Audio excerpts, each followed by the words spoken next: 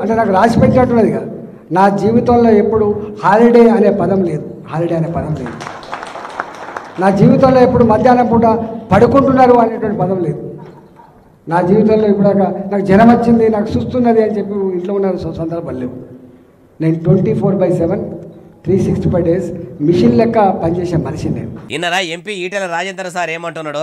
అయ్యా ఈటెల గారు, మరి 24 గంటలు 360 రోజులు రికాం లేకుండా పని చేస్తున్నామని అంటారు కదా, మీరు అంతగానం పని చేసి పబ్లిక్ను ఏం ఆదుకుంటారు సారు? కారు పార్టీలకించి కమలం పువ్వు పార్టీల షరీకా అయ్యిండ్రు. మల్కజ్గిరి నుంచి ఎంపీగా ఇమానందిని ప్రమాణం చేసిర్రు. ఇప్పటి వరకు మీరు సెంట్రల్ సర్కార్ నుంచి పైకం పట్టుకొచ్చి మల్కజ్గిరి పబ్లిక్ను ఏం ఆదుకున్నారు? తెలివితోని సెంట్రల్ సర్కార్ దాకా పోయి తెలంగాణకి ఏం తెచ్చిర్రు? మీరు చేసిందేంది, మీరు చూసిందేంది? అన్నదాతలను ఆదుకున్నారా?